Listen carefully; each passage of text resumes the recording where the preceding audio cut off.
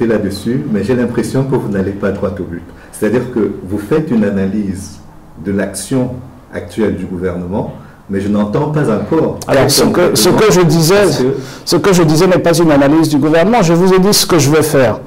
Oui. Donc, je vous ai dit que je mets en place une conférence nationale et je donne les contours de cette conférence nationale de réconciliation. Et j'étais en train de vous le dire avant que vous me coupez, c'est que cette conférence nationale ne doit pas s'arrêter à l'actuelle crise, ça doit aller plus loin. On doit inclure la crise de Boko Haram, on doit inclure tout le cirque qui se passe au TCS, on doit inclure 84, on doit inclure 1958, on doit mettre tout ça dedans pour nous réconcilier avec nous-mêmes, pour bâtir cette nation.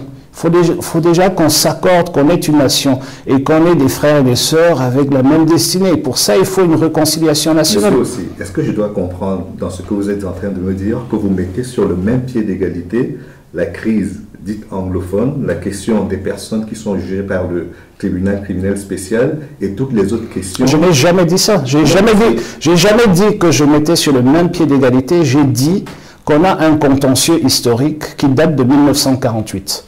Ok, donc il faudrait qu'on le vide. Oui. Et donc si on met en place une institution, une conférence nationale qui est une institution à qui on donne, et c'était, avant que vous me coupiez, j'étais en train de donner les contours du niveau de responsabilité ou de souveraineté que cette conférence nationale aura.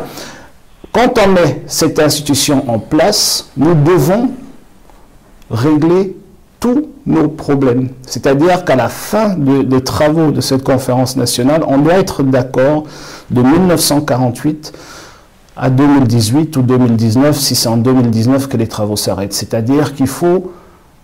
Aujourd'hui, moi je suis allé à l'école au Cameroun, j'ai pas eu l'occasion pendant toutes ces années d'aborder de façon autoritative l'histoire de mon pays. Donc tout ce que j'ai appris sur le Cameroun, c'est soit à travers de la presse, soit à travers du bouche à oreille, etc.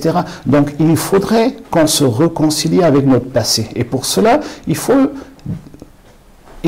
créer une institution où les gens peuvent venir dire la vérité. Et elle ne peut pas s'arrêter, voyez-vous, elle ne peut pas s'arrêter juste sur un pan de cette vérité qui doit être dite. Et elle doit aller plus loin. Quand j'ai parlé du TCS, c'était un raccourci. Nous savons aujourd'hui que le détournement de biens, etc., c'est une monnaie courante. Au Cameroun, on est un des pays les plus corrompus du monde. Donc, il faut trouver, cette institution doit pouvoir nous réconcilier même avec cela. Parce que vous savez, aujourd'hui, cette élite que beaucoup pensent... Oui, la question que je vous posais, c'était celle du vivre ensemble. Parce que c'est la vous savez, le vivre ensemble n'est pas un problème politique de l'heure. C'est un problème beaucoup plus profond. Oui. Vous savez, l'accaparement des terres. Vous savez, le fait qu'on a une élite qui a été construite artificiellement, c'est un plus gros problème de vivre ensemble que ce que nous vivons aujourd'hui. Quand tous ceux qui, aujourd'hui déjà, savent qu'ils ont été spoliés, qu'ils ont été mis de côté, quand ceux-là vont prendre des armes, on n'aura plus le temps de discuter parce que ça sera partout. Donc c'est pour ça qu'il faut désamorcer toutes les bombes qui arrivent. Et on a l'opportunité aujourd'hui de commencer quelque part. Il y a une crise profonde. Il faut partir de là. Mais ce que je suis en train de dire, c'est que si on fait une conférence nationale pour régler le problème ou la crise actuelle, qu'on appelle crise anglophone, je suis un peu contre cette appellation. Moi aussi. On va passer les 50 prochaines années à passer de conférence nationale à conférence nationale. Donc il faut tout mettre un peu à l'image de ce qui s'est passé à Cape Town avec l'Afrique du Sud. Il faut mettre, à un moment donné, si on tire un trait, il faut mettre tout ce qui n'a pas marché dans le panier et le segmenter. On peut dire que dans tel endroit, on règle le problème dit anglophone, dans un autre endroit, on règle le problème des accaparements, de l'accaparement des terres. Si vous ne voulez pas que ce soit dans le même endroit, on peut le faire. Mais ce que mon projet pour le Cameroun, c'est une réconciliation nationale, qu'on puisse avancer, qu'on puisse se regarder les yeux dans les yeux et se dire, on est Camerounais, il y a beaucoup de choses qui n'ont pas marché, il y a beaucoup de gens qui ont souffert, on a trouvé un chemin, on s'est accordé et on avance. Je aussi, pardon. Alors, vas-y. Alors, ce que je retiens dans ce que vous venez de dire, c'est que quoi qu'il en soit, les conflits naissent par l'hypothèse que certains ont été ostracisés sur le plan institutionnel, Tout à fait. ostracisés sur le plan social, ostracisés sur le plan politique. Tout à fait. Vous ambitionnez de créer un Cameroun fort, un Cameroun prospère, un Cameroun où l'homme est au centre de tout. Hein. L'homme avec grand H. Hein. Oui, l'homme avec grand H. Voilà. On n'est pas dans des conflits de genre ici. Bah, écoutez, on est comme ça.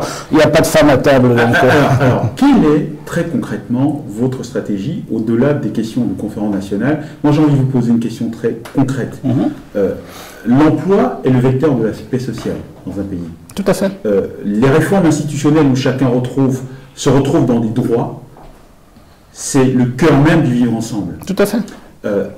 Comment est-ce que sur le plan économique, vous allez réconcilier ce pays avec lui-même? Quelle est votre stratégie? Alors, j'allais y venir, justement, je voulais le dire. J'ai eu l'occasion, en tant que député, de visiter le front de Boko Haram à plusieurs reprises.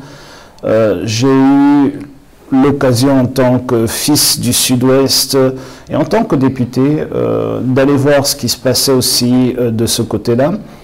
Et il faut le dire, parce que tout le monde présume que c'est le cas, mais il faut le dire avec force, dans tous ces conflits, y compris ce qui est en train de germer à l'est du Cameroun, on ne trouve pas des jeunes qui ont démissionné ou qui sont partis, je ne sais où, de Paris ou d'ailleurs, pour prendre des armes. Ce sont des désœuvrés qui sont dans un désespoir incroyable.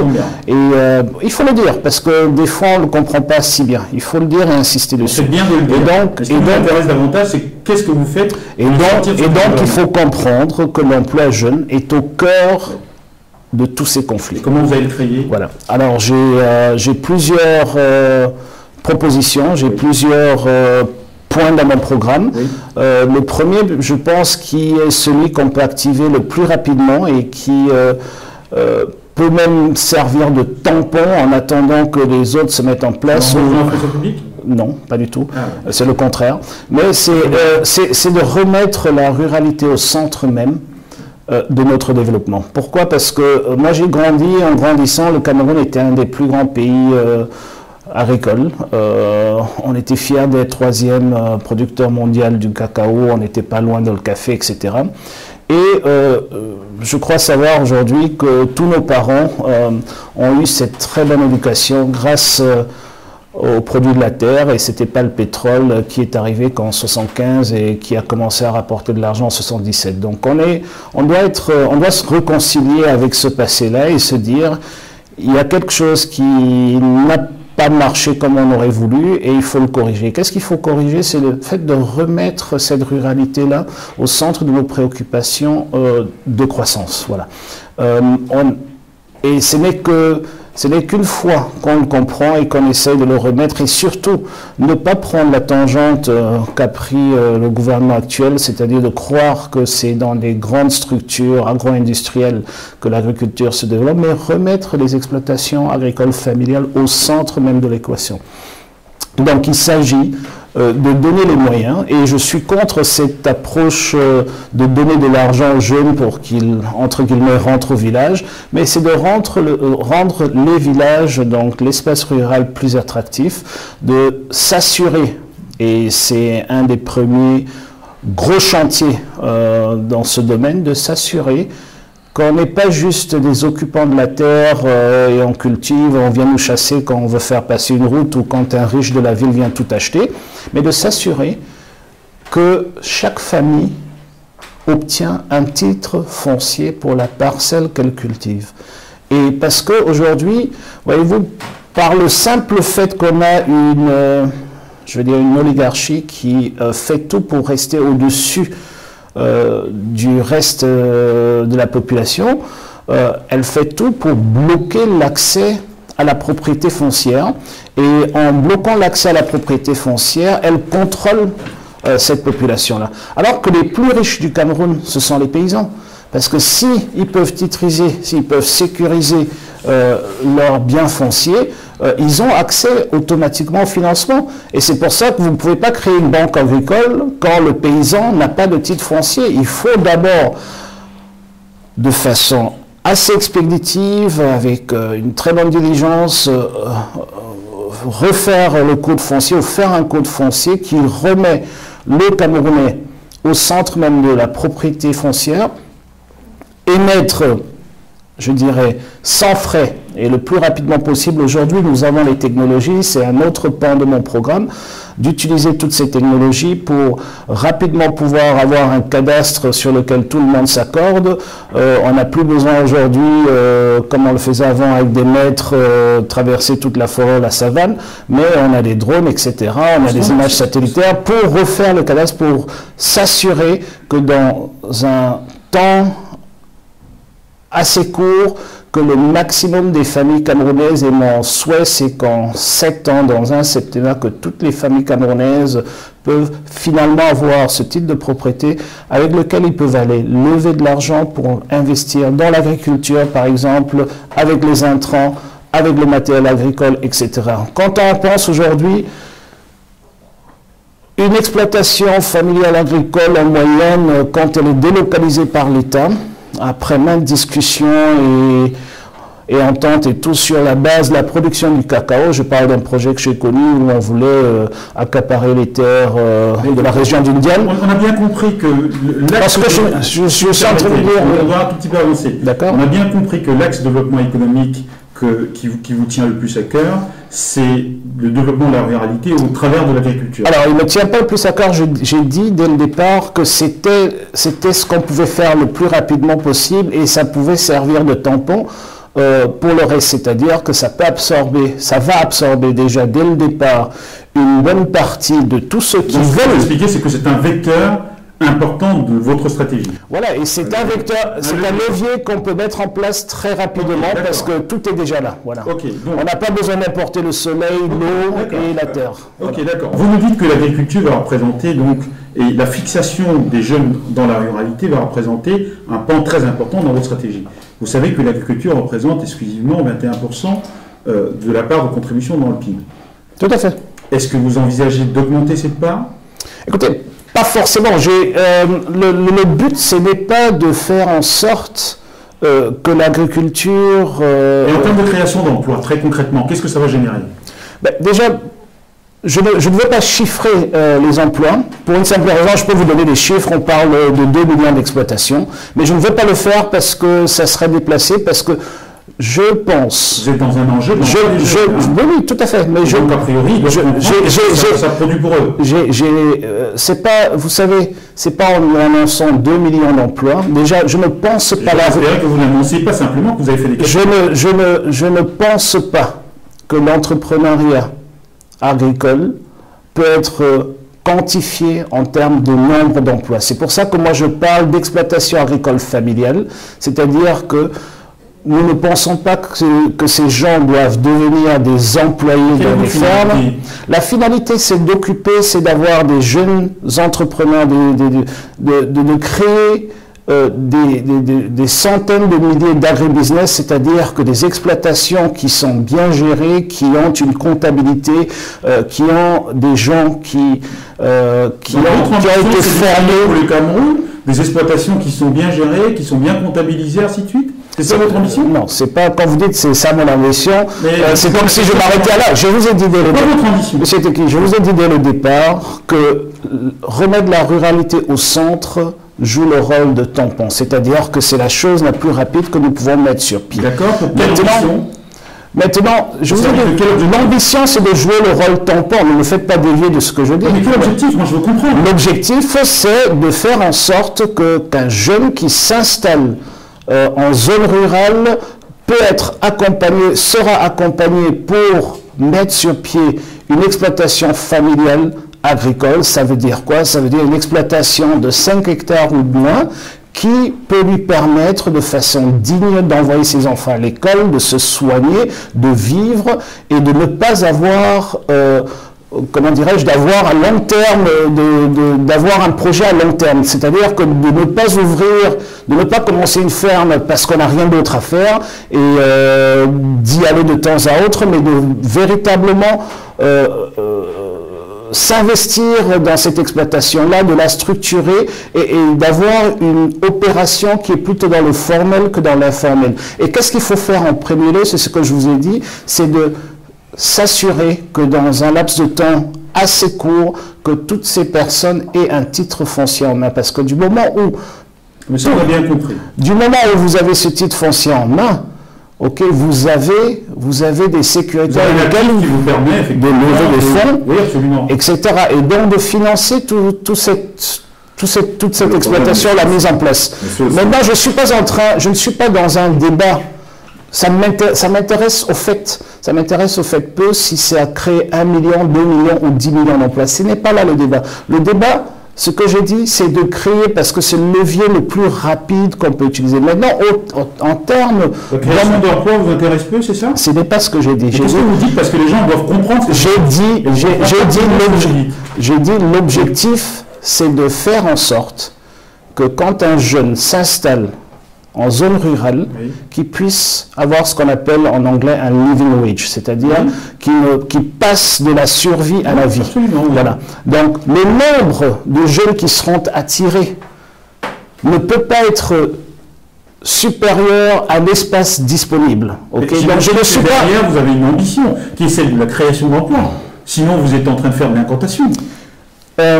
Monsieur Teki, oui, je vous ai dit, la création d'emplois est un... Ne vous intéresse pas. Non, la création d'emplois est un tout autre volet. Ce n'est pas dans la ruralité, je vous ai dit. Il faut pas me faire dire des choses que je n'ai pas envie de dire et que je n'ai dit nulle part. Je suis en train de partir de cette fixation actuelle que l'agriculture se développe à travers des grandes exploitations agricoles pour revenir là où le Cameroun était quand il excellait en agriculture, c'est-à-dire les exploitations familiales. Une exploitation familiale n'embauche pas. Une exploitation familiale, c'est une entreprise avec un entrepreneur agricole. C'est de ça que je parle. Donc, je ne peux pas le mesurer en termes d'emploi, je peux le mesurer en termes d'exploitation. C'est-à-dire, je peux le mesurer en termes de durabilité. Pardon? Une exploitation familiale n'embauche pas. Elle peut embaucher, mais le but n'est pas nécessairement qu'elle embauche. Le but, c'est de fixer un ménage dans une zone rurale et que ce ménage, aujourd'hui, 90%, sinon plus, des exploitations agricoles familiales n'arrivent plus à vivre. Ils nourrissent le Cameroun, mais ils n'arrivent plus à se nourrir. Donc la première des choses qu'il faut faire, c'est que ces exploitations déjà existantes, et si vous voulez des chiffres, absolument, on estime, on estime à 1,8 million les exploitations familiales actuelles. Mon ambition, c'est de doubler ce nombre, mais là n'est pas le débat. Le débat, c'est il faut déjà faire en sorte que l'attractivité de la zone rurale soit telle que les gens peuvent avoir un revenu décent de cette agriculture-là. Au-delà de ce que vous dites, parce qu'il faut quand même revenir à des considérations également internationales, c'est que malgré tout ce que vous êtes en train de dire sur les exploitations familiales, le Cameroun est l'un des rares pays en Afrique, et en Afrique centrale surtout, qui a signé les nouveaux accords de partenariat économique avec l'Europe. Et l'une des victimes de cette politique et de ces accords qui ont été signés, ce sera l'agriculture et notamment les petites exploitations dont vous parlez.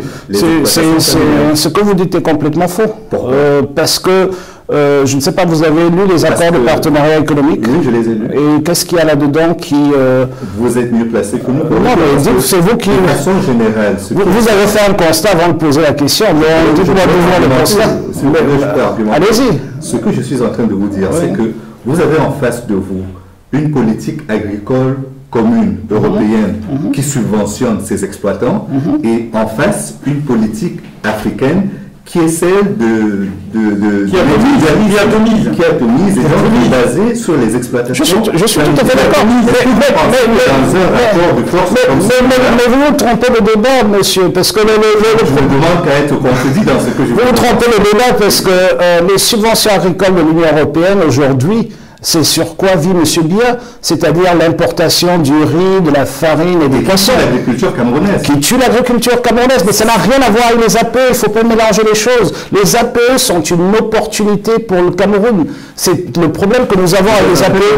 Les problèmes que nous avons avec les APE, excusez-moi, il n'y a aucun pays qui se développe avec la fiscalité de porte. Et pourquoi les autres n'ont pas signé? Mais parce qu'ils ne sont pas dans la même position que le Cameroun, c'est-à-dire qu'ils n'ont pas une économie diversifiée.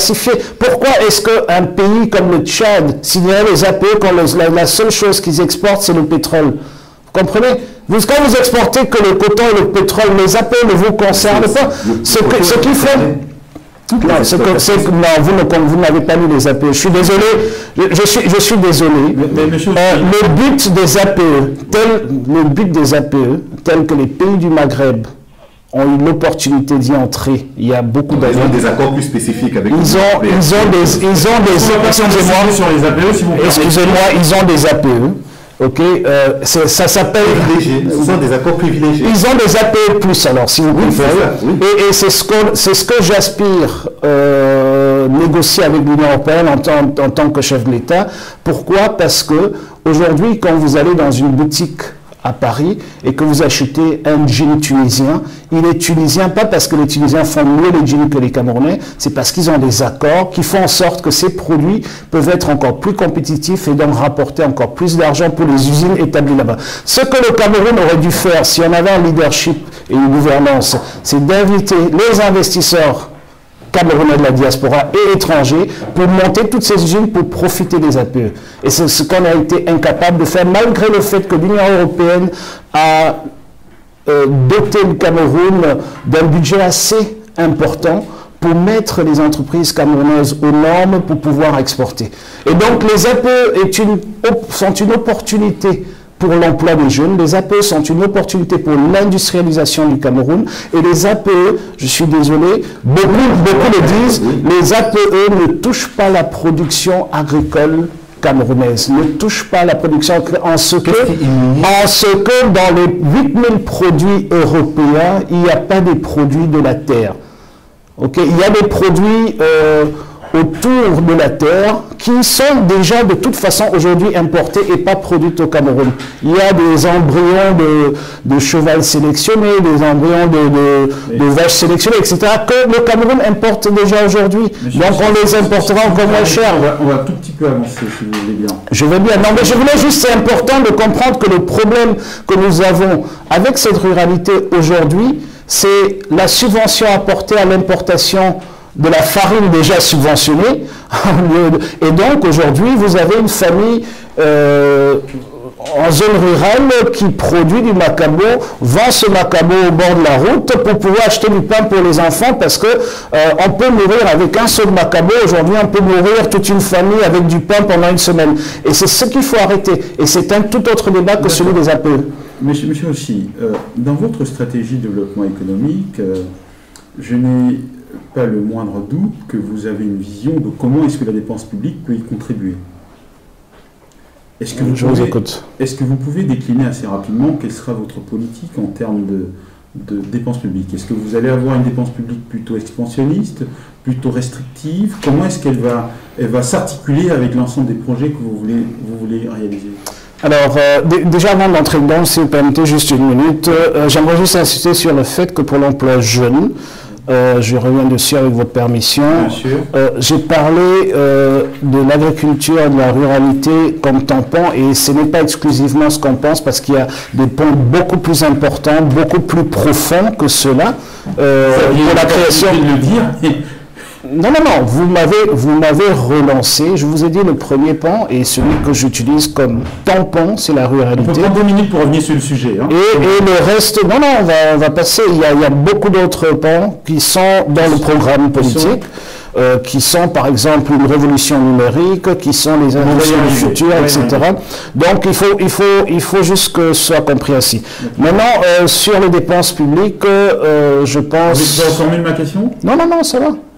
J'ai bien compris la question. Okay. Sur les dépenses publiques, la première chose à faire, c'est de remettre les priorités budgétaires là où elles doivent être pour un pays en voie de développement. Et je pense que On a essayé de faire croire aux Camerounais qu'on était un pays presque émergent, et donc on a changé. S'il vous plaît. Mais c'est ce que je suis en train de dire. Oui, mais là, vous êtes dans le commentaire.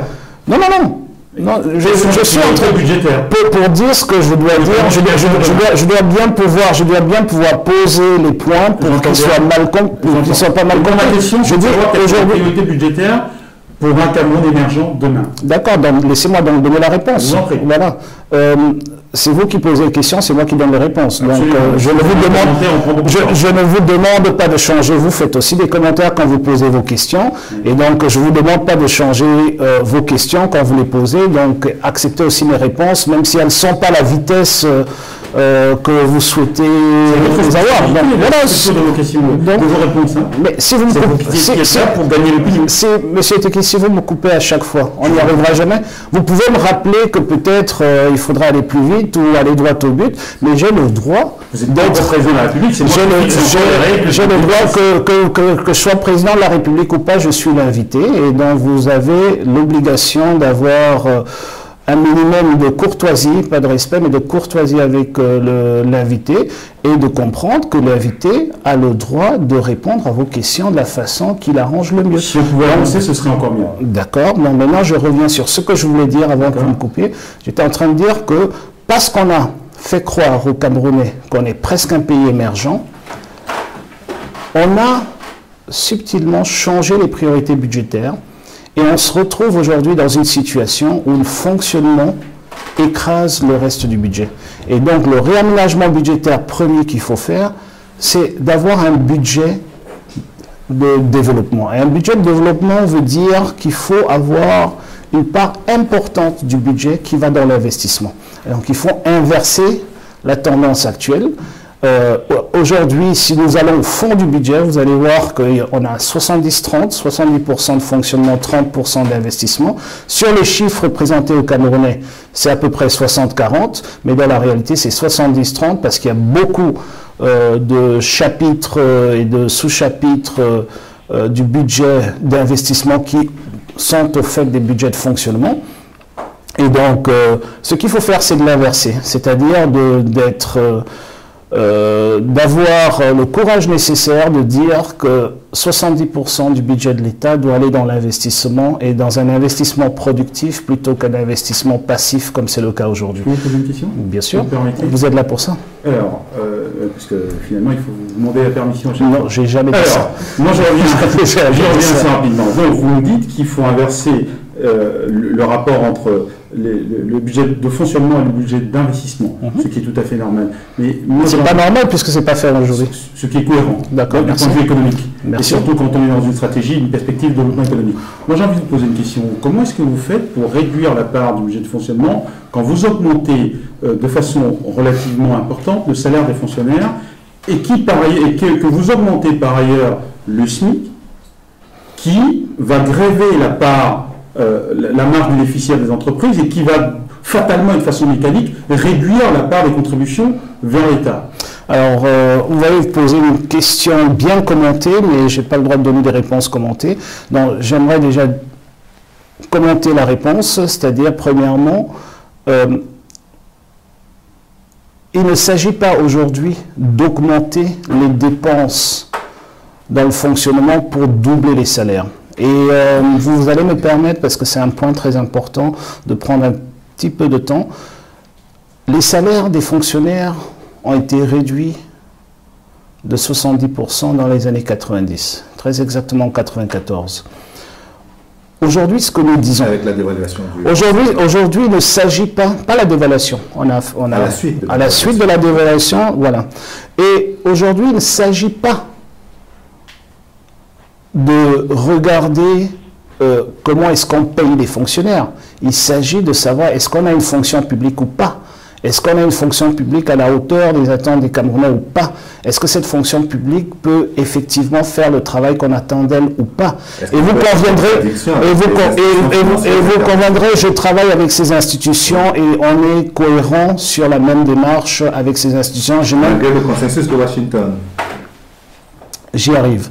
Et aujourd'hui, vous conviendrez avec moi, parce qu'il faut aller dans les commentaires pour le comprendre, que vous ne tendrez pas votre bras à un médecin qui gagne 147 000 francs par mois pour qu'il vous fasse une piqûre, parce que tout simplement vous direz que, ou vous ne donnerez pas, vous ne confierez pas votre enfant quand vous êtes en vacances au Cameroun à un médecin qui gagne 147 000 francs, parce que vous allez vous dire qu'il doit bien faire autre chose pour survivre.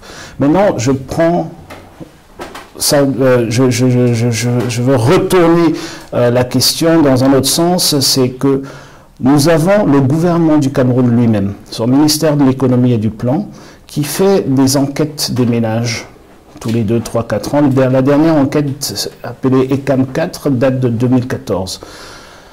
Dans cette enquête, la dépense moyenne d'un adulte ou d'un équivalent adulte, c'est-à-dire 2 enfants égale un adulte, au Cameroun est d'environ 157 000 francs CFA par mois. C'est ce qu'un Camerounais moyen dépense ou dépensait en 2014, donc il dépense beaucoup plus aujourd'hui.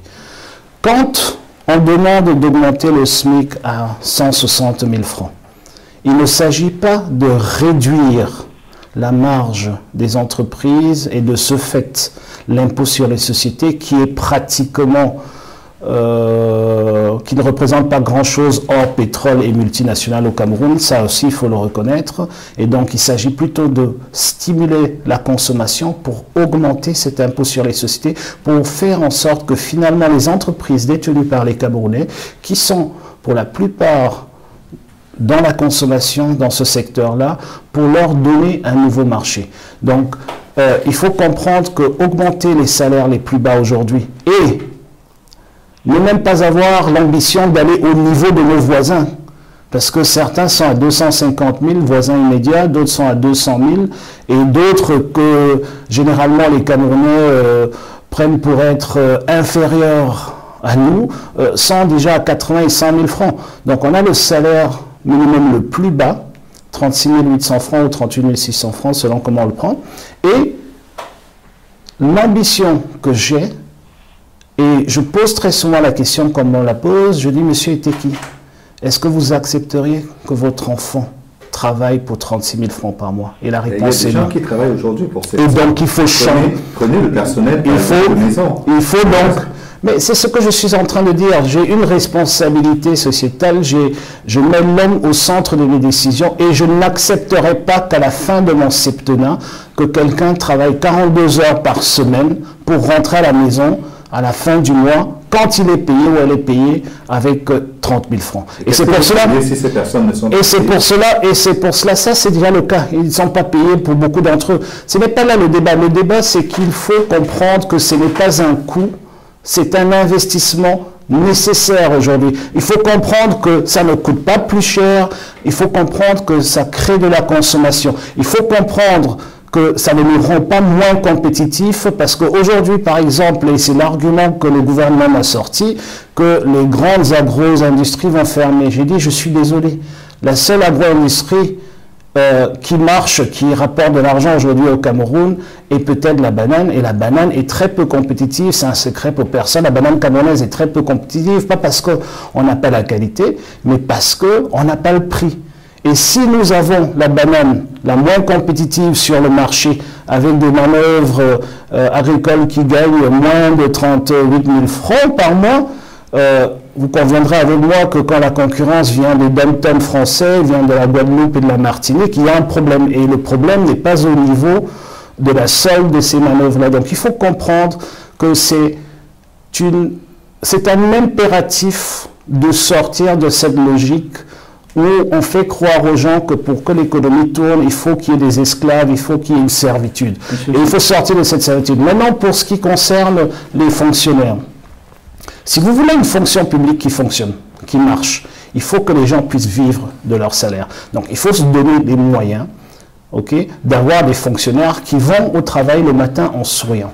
Aujourd'hui, il est impossible de vivre dignement et d'envoyer ses enfants à l'école et d'avoir de l'ambition pour ces enfants-là avec les salaires que la fonction publique au Cameroun a aujourd'hui. C'était tout simplement impossible. Mais la dépense de l'État est supérieur aujourd'hui que si on doublait les salaires de tous les fonctionnaires. Pourquoi? Parce qu'il y a une élite dans la fonction publique qui s'accapare tout ce qu'on appelle les dépenses générales. C'est-à-dire que les frais de mission, les bons de carburant, les séminaires, les représentations, etc., qui représentent pour beaucoup de fonctionnaires haut placés jusqu'à 160% de leur revenu mensuel. Donc il s'agit de remettre, laissez-moi juste finir, c'est un point très important, il s'agit de remettre de l'ordre dans les dépenses générales de l'État. Il s'agit de remettre de l'ordre dans la solde pour faire en sorte que tous les fonctionnaires camerounais,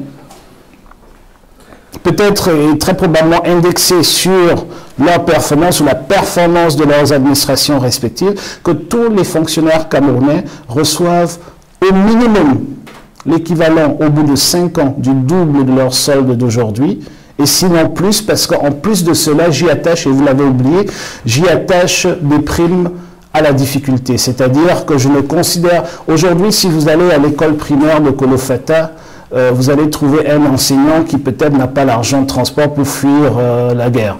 Et ce qu'il faut faire... Le problème ici, c'est que le Cameroun est en phase d'austérité. J'évoquais tout à l'heure... Le Cameroun, excusez-moi, je suis vice-président de la commission des finances. Je comprends. Le Cameroun n'est pas pauvre, il est mal géré. Le Cameroun n'est pas surendetté, il est mal endetté. Le Cameroun est immensément riche. Il n'est pas riche. Le Cameroun, excusez-moi, je vous le dis. Il y a des critères, il ne fait pas partie des critères. Vous posez des questions ou vous faites un débat? Je fais une question en vous disant le Cameroun ne fait pas partie des pays. Mais laissez-moi donc il n'est pas riche. Laissez-moi vous répondre. Le Cameroun aujourd'hui est beaucoup plus riche. Le Cameroun ne fera jamais partie de l'OCDE pour des considérations géopolitiques. Mais ce que je vous dis, que le Cameroun a un potentiel, je suis en train de vous dire que le Cameroun a un potentiel. Nous sommes d'accord sur le potentiel, monsieur, aussi. Ce que je suis en train d'évoquer, c'est... Il faut donc transformer ce potentiel. Et comment est-ce qu'on transforme ce potentiel, monsieur? C'est en prenant... C'est la réponse que je vous donne. C'est-à-dire, vous ne pouvez pas transformer ce potentiel aujourd'hui quand vous avez des salaires à 38 000 francs. Vous ne pouvez pas transformer... Allez-y. Ce que je suis en train d'essayer de vous dire, c'est que le Cameroun aujourd'hui est encore en phase d'austérité. Que nous le veuillons ou pas, ça c'est un fait. Nous ne sommes pas l'Afrique du Sud, nous ne sommes pas le Nigeria, nous ne faisons pas partie du top 5 des pays africains les plus riches. À partir de là, nous sommes sous la coupe réglée des institutions internationales. Nous sommes aujourd'hui sous l'assistanat de nos partenaires à la fois bilatéraux et multilatéraux, ce qui nous oblige à une discipline budgétaire que vous risquez peut-être de ne pas respecter. Monsieur, si vous me laissez souvent répondre, vous arriverez à comprendre que vous n'allez même pas poser. Mais c'était ce que j'étais en train de vous dire. Peut-être que vous n'avez pas compris ma réponse. Je suis en train de vous dire que les institutions de Bretton... Le Cameroun est un pays riche, mal géré. Les institutions de Bretton Woods ne nous apportent pas de l'argent. Ils nous apportent une assistance de gestion. Ok, dans ce que mais la gestion, c'est la discipline. Oui. Mais c'est la même chose. Vous séparez les deux. Mais la discipline budgétaire ne veut pas dire appauvrir les Camerounais. La discipline budgétaire veut dire arrêter de voler l'argent. Veut dire ne veut pas. Mais écoutez, ne veut pas dire les Grecs ont réussi avec. Je veux dire les Grecs ont augmenté les salaires. Les Grecs étaient dans une situation qui n'était pas celle du Cameroun aujourd'hui. Je suis en train de vous dire que vous avez, si vous voulez, vous pouvez le prendre autrement. Okay? Vous avez un programme politique, économique et social qui propose d'aller vers l'accroissement du pouvoir d'achat pour réparer les dysfonctionnements du Cameroun au niveau socio-économique. Et vous avez un gouvernement en place qui croit fermement qu'il faut lutter contre la vie chère. C'est-à-dire qu'il ne faut absolument pas qu'il y ait 1 centime d'augmentation de salaire. D'ailleurs, depuis 1994, il n'y en a pas eu. Alors qu'ils se vantent eux-mêmes qu'il y a une croissance économique chaque année. Okay, donc, ce que je suis en train de dire, c'est que vous avez deux visions. Et vous ne pouvez pas mélanger les deux. Vous ne pouvez pas m'obliger de prendre une partie d'une vision qui n'est pas la mienne. Ma vision, c'est que pour réparer ce qui ne marche pas, et je parle d'un point d'autorité, parce que je connais le budget, je travaille dessus chaque année et je sais où sont les problèmes.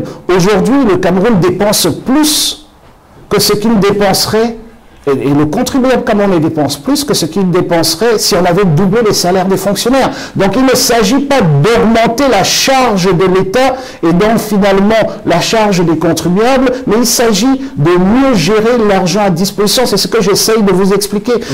En ce qui concerne les dysfonctionnements profonds de notre budget de fonctionnement, on a ce qu'on appelle un excès de centralisme que même les institutions de Bretton Woods décrivent.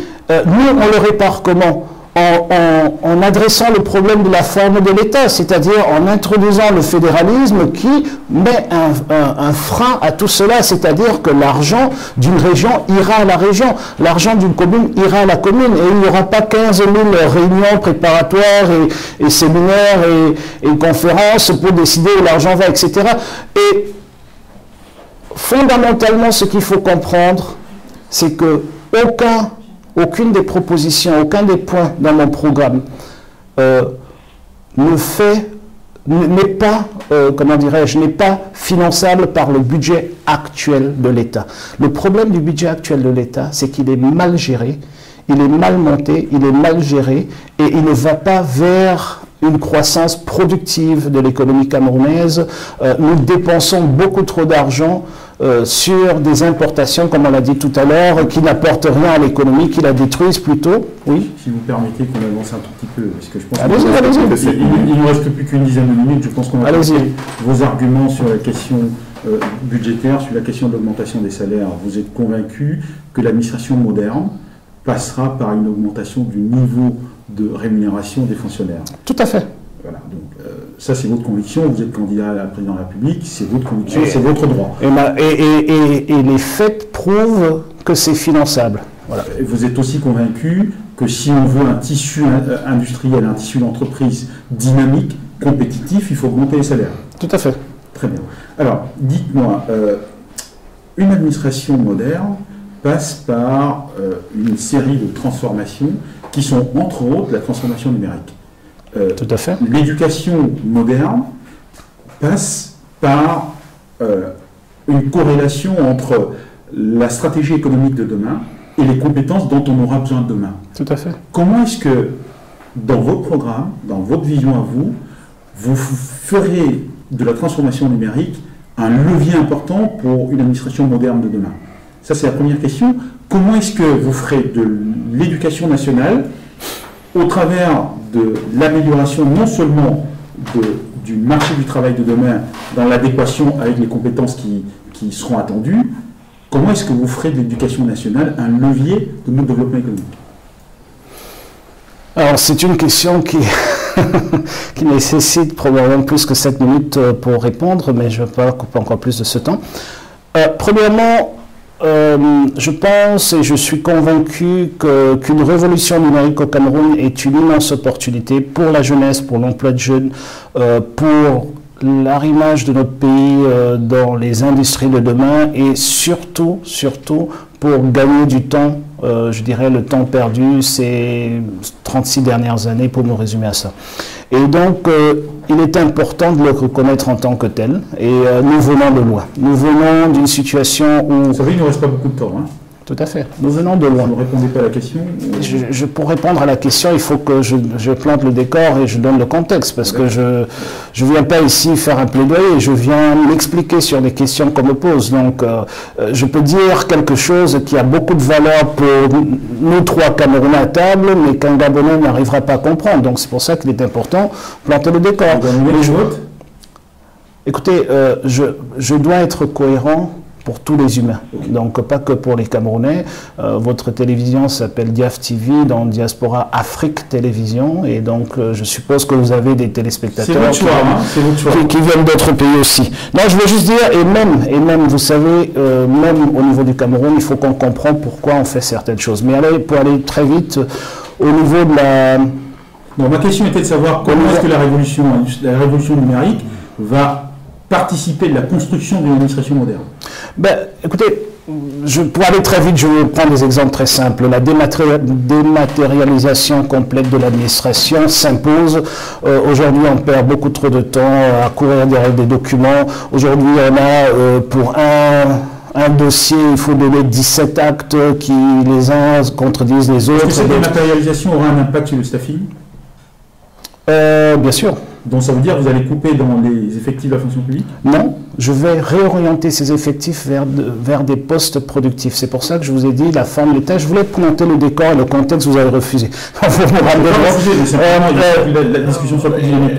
Écoutez, j'étais en train de le dire, je ne me ramenais pas dedans, j'étais en train de dire que quand on pense à la forme de l'État, ce que moi je ferais, c'est une forme fédérale de l'État. Ça veut dire que le développement local sera au niveau local et aura besoin de plus de monde qu'aujourd'hui traîne dans le ministère à Yaoundé. Donc effectivement, il y aura moins d'effectifs en train de mettre des cachets sur des enveloppes, mais il y aura plus de gens qui seront derrière les exploitations agricoles familiales, plus de gens qui sont derrière la maintenance des routes, plus de gens qui sont derrière le développement local et qui seront affectés au bien-être des Camerounais. Donc, il s'agit effectivement de cela. Mais ce qu'il faut, c'est l'efficacité. Il faut le contribuable donne de l'argent pour avoir un service public efficace. Et c'est cette efficacité qu'il faut introduire. Aujourd'hui, je ne comprends pas pourquoi pour le même document, il vous faut 1-2 semaines, alors qu'on a des solutions aujourd'hui que j'ai vues dans un autre pays africain, je ne vais pas le citer parce que... Le Rwanda, on peut le citer. Non, ce n'est pas le Rwanda. C'en est un exemple, il y en a plusieurs, mais... Vous ne savez pas de quoi je parle. Laissez-moi d'en parler. Donc, vous avez des exemples dans un autre pays où vous avez des bornes publiques de l'administration où vous mettez... Donc vous allez digitaliser les services publics. Tout à fait. Et vous allez transformer la relation entre le client, entre le citoyen. Le bénéficiaire des services publics. Le citoyen et l'administration publique. Tout à fait. Et en mettant sur pied un identifiant unique qui fera en sorte que vous n'aurez pas besoin de vous balader avec 10 000 documents, qu'un identifiant unique qui sera reconnu au niveau de l'assurance maladie, des services de la retraite, etc. Okay. Voilà. Mais comment est-ce que vous mettez alors demain l'éducation, l'école au service de l'économie? Écoutez, déjà, il faut savoir où on va. Il faut... que vous savez où vous allez. Il faut déjà savoir où on va.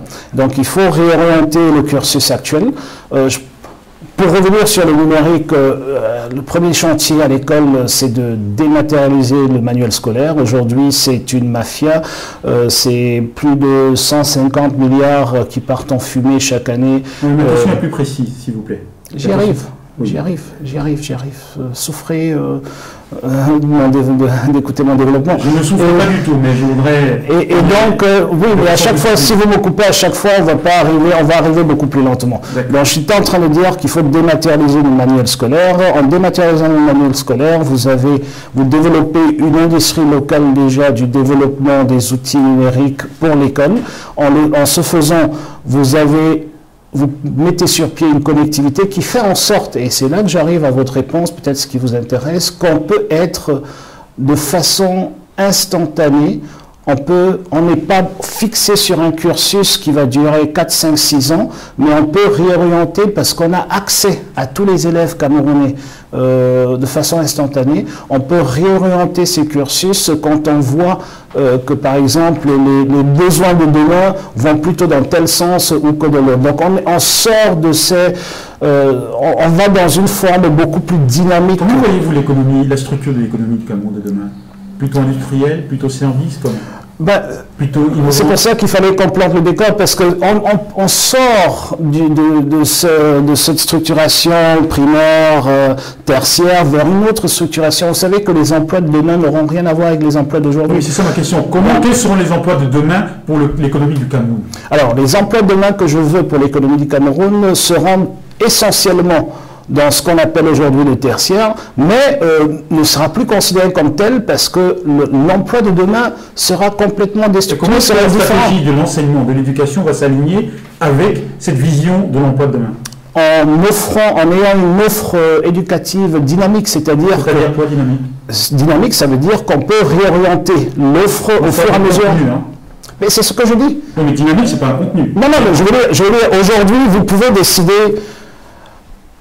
dynamique, c'est pas un contenu. Aujourd'hui, vous pouvez Vous avez plutôt privilégié l'enseignement industriel, l'enseignement technique. C'est de ça qu'il s'agit. Enfin, quand je dis dynamique, ça veut dire quoi? Ça veut dire que je ne reste pas dans un cliché statique de dire ceci est industriel, ceci est technique, ceci.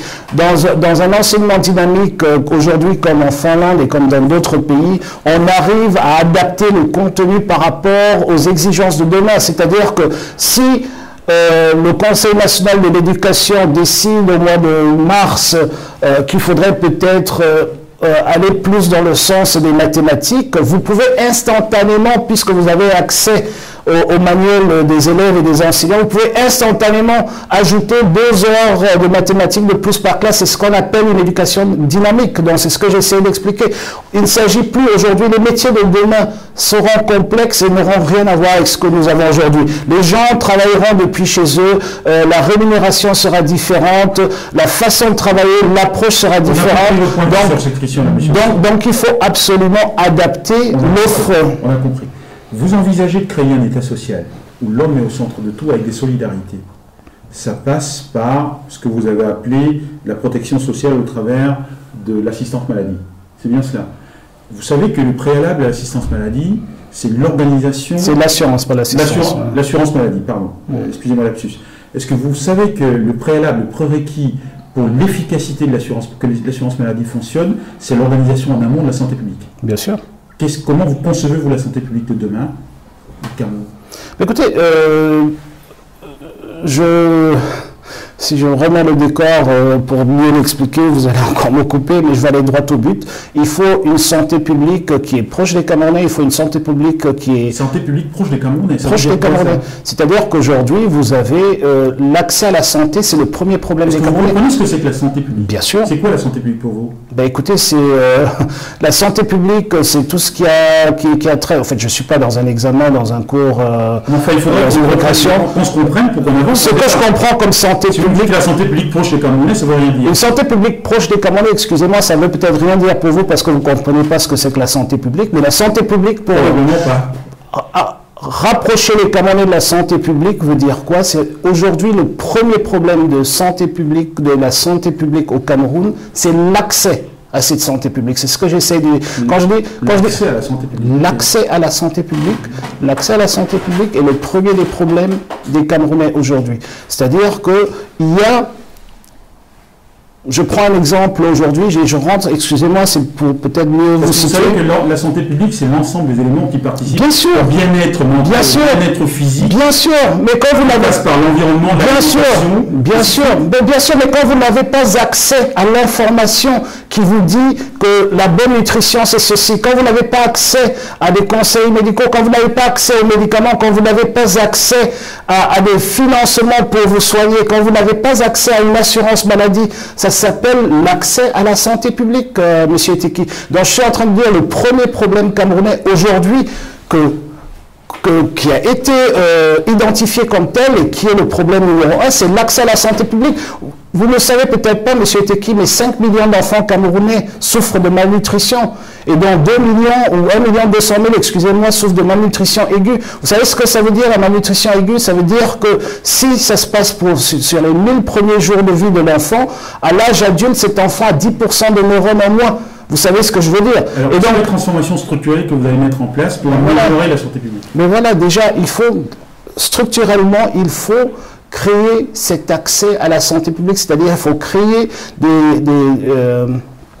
un environnement institutionnel, un environnement, une économie de la santé qui fait en sorte que les Camerounais aient, je me répète un peu trop, cet accès-là. Ça veut dire quoi? Ça passe par cette assurance maladie, ça passe par le fait qu'on introduit les questions de la santé publique à l'école, c'est-à-dire que dès la maternelle déjà, qu'on commence à travailler dessus, qu'il y ait un service d'accompagnement et que surtout qu'il y ait un service de suivi. Aujourd'hui, le problème de santé publique au Cameroun ne s'arrête pas à la santé publique, c'est un problème de sécurité nationale. C'est ça qu'il faut comprendre. Et il faut le traiter en tant que tel. Il faut investir les mêmes montants qu'on investit dans les réponses, je dirais, urgentes et immédiates à la sécurité nationale dans la prévention de cette sécurité nationale.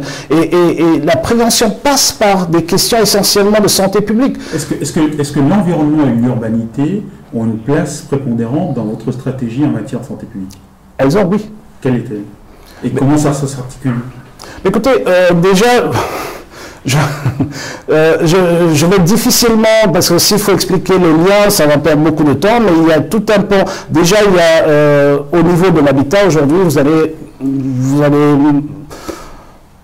être d'accord avec moi qu'il y a un problème d'habitat décent au Cameroun. Je ne vais pas rentrer dans les détails pour ne pas donner une image négative dans mon pays, mais il y a un grand travail à faire à ce niveau-là. Il y a un travail à faire au niveau de l'accès à l'habitat sûr, un habitat sain, un habitat, comment dirais-je, il y a un problème d'hygiène et de salubrité, il y a un problème de planification, c'est-à-dire un problème fondamental de l'occupation des sols, où nous avons aujourd'hui des industries polluantes qui sont montées au milieu des quartiers populaires.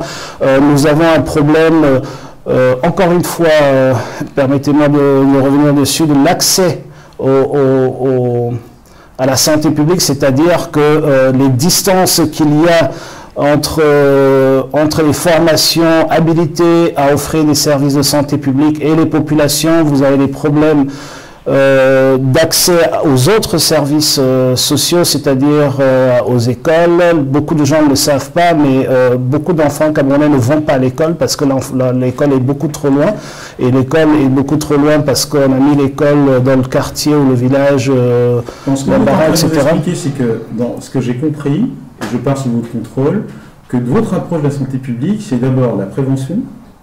Bien sûr, oui, oui. Au travers de l'information, au travers de la sensibilisation. De la planification, de l'information, de la sensibilisation. Et le deuxième élément, et là vous avez été un tout petit peu muet, c'est la prise en charge. Parce que la prise en charge du patient quand il est malade. Alors, je peux rentrer dans les... pour aller très vite, je peux rentrer dans les propositions, dans les points de mon programme.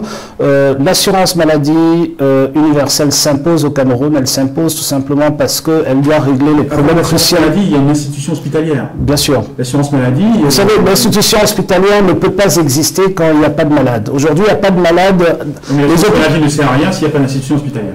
Oui, non, mais ce qu'il faut comprendre, et c'est là où beaucoup de gens se trompent. Aujourd'hui, il n'y a pas un problème de surcharge des hôpitaux.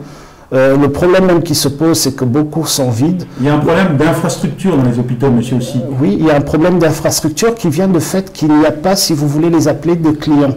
C'est-à-dire il n'y a pas de patients. C'est ça, il n'y a pas de patients. C'est ça le problème fondamental vient de là. C'est-à-dire que les Camerounais... Le sous-investissement dans les hôpitaux vient du fait qu'il n'y a pas de consommation? Non. Laissez-moi aller jusqu'au bout de ce que je vous explique et de ce que je vis et de ce que le constat qui a été fait aujourd'hui par les partenaires du Cameroun. Aujourd'hui, les femmes camerounaises, 70% des enfants dans certaines zones, je ne veux pas les citer ici pour ne pas les stigmatiser, mais des zones vastes du Cameroun, ne naissent pas à l'hôpital. Et ne naissent pas à l'hôpital, pas parce qu'il n'y a pas d'enfants qui arrivent au monde, c'est parce que les femmes n'arrivent pas à aller à l'hôpital pour payer les soins, les consultations, etc. C'est pour ça que je dis, pour les premiers 1000 jours du bébé, donc de la conception jusqu'au 2e anniversaire, y compris l'accouchement, même si c'est par césarienne, doit être gratuit. Ce n'est pas seulement pour régler un problème de santé à long terme, mais c'est un investissement dans les Camerounais du futur et surtout un investissement pour le registre de l'état civil, parce que qu'est-ce qui se passe par la suite? C'est que 70% des enfants n'ont pas d'acte de naissance et ensuite pas de carte d'identité et sortent du circuit plus ou moins formel de l'administration. Il faut les remettre là-dedans. Et pourquoi est-ce que ces femmes ne vont pas à l'hôpital? Parce qu'elles ont peur des 2000, 3000, 5000 francs qu'on leur réclame. Okay, donc ce que je suis en train de dire, c'est pas comme si au Cameroun vous avez des files d'attente à l'entrée de l'hôpital. J'étais à l'hôpital d'Ayos rendre visite à un ami hospitalisé il y a quelques jours. C'est une installation merveilleuse, elle date de l'ère coloniale, elle a été maintenue, rafraîchie, le directeur fait un merveilleux travail dans cet hôpital, Mais l'hôpital est vide. Il n'y a même pas 10 patients. Il pourrait accueillir presque 200 et c'est pas parce que les Camerounais ne sont pas malades. Donc je suis en train de dire... C'est l'enjeu de la territorialisation de la santé publique. Je suis d'accord avec vous. Mais si je le dis, je dis rapprocher l'hôpital. Non, rapprocher le citoyen de la santé publique. Tout à fait. Mais ça peut aller dans le deux sens. C'est ce que ça veut dire. Vous utilisez juste d'autres termes. Ça veut dire exactement la même chose, monsieur Teki. Mais ce que j'étais en train de dire, c'était un exemple. Et pour que les Camerounais puissent finalement sortir du gazon, comme on l'appelle, c'est-à-dire aller acheter ses médicaments sur le gazon et aller plutôt à l'hôpital et faire une consultation digne de ce nom et se soigner dignement, il faut qu'il ait accès à l'hôpital et donc il faut qu'il y ait un système en place qui fait en sorte qu'il n'ait pas besoin d'aller voler ou d'aller commander de l'argent à un oncle ou un frère ou une sœur pour pouvoir aller à l'hôpital. C'est important et donc c'est pour cela que l'assurance maladie universelle s'impose pour régler le problème de l'accès aux soins. Et je pense que c'est uniquement en donnant les moyens aux Camerounais de se réconcilier avec l'hôpital officiel, qu'on verra les besoins imminents, les besoins en infrastructure et en équipement pour pouvoir travailler là-dessus. Je peux vous dire avec beaucoup d'assurance aujourd'hui que le simple fait d'avoir fait des centres de dialyse dans les 10 régions et d'avoir donné accès aux Camerounais à la dialyse à un prix défiant toute concurrence, a fait en sorte que les centres de dialyse sont surchargés aujourd'hui. Donc ce n'est pas les malades qui manquaient, c'était les moyens de se soigner qui manquaient. Donc c'est pour ça qu'il faut réparer ça dans l'autre sens, réparer d'abord, donner les moyens aux Camerounais pour pouvoir avoir accès à des soins dignes de ce nom. Et une fois qu'ils ont accès à ces soins, vous aurez les hôpitaux à nouveau qui vivent. Parce qu'aujourd'hui, beaucoup de gens ne le savent pas, il y a des centres qui se meurent tout simplement parce que la population n'y va pas. Et quand elle y va, même dans les grandes villes, quand elle y va, il est souvent déjà trop tard. On commence au gazon, ensuite on prend l'ordonnance de l'oncle ou de la tante, et ensuite on va chez le guérisseur, et quand le guérisseur ne peut plus rien, on arrive en civière à l'hôpital et c'est déjà trop tard. Donc il faut inverser cela, il faut commencer par l'hôpital. Et pour commencer par l'hôpital, les gens doivent pouvoir payer. Pour pouvoir payer, ils doivent avoir une carte qui les couvre quand ils arrivent à l'hôpital. Merci, monsieur le chauffeur aussi. Je rappelle que vous êtes l'un des vice-présidents du SDF et que vous êtes... Le premier vice-président, s'il vous plaît. L'un des vice-présidents, donc... C'est pas la même chose. Très bien, mais premier vice-président parmi 4 autres, voilà. Et que vous êtes le candidat de ce parti à l'élection présidentielle camerounaise du 7 octobre dernier. Nous sommes contents que vous soyez passé ici pour nous exposer à la fois les éléments programmatiques de votre projet et d'avoir répondu à nos questions sur d'autres éléments, notamment sur la question des Camerounais de l'étranger. Alors merci beaucoup pour vos questions et j'espère que mes réponses ont pu éclairer vos téléspectateurs sur quelques points qui faisaient peut-être encore l'ombre d'un doute, mais voilà, si vous avez encore des questions, toutes les réponses sont dans le programme politique qui se trouve sur le site OSIH, donc aussi 2018.com. Merci Pierre. Écoutez, monsieur aussi, je voudrais à titre personnel vous remercier pour la qualité non seulement incisive, mais relativement précise de vos réponses par rapport aux questions qui vous ont été posées. Merci. Et ce qui me reste à faire, c'est de vous souhaiter bien évidemment bonne chance pour merci beaucoup. L'enjeu et ce qui vous attend. Merci beaucoup et très bonne journée, merci. Et merci à vous de nous avoir regardés. À bientôt.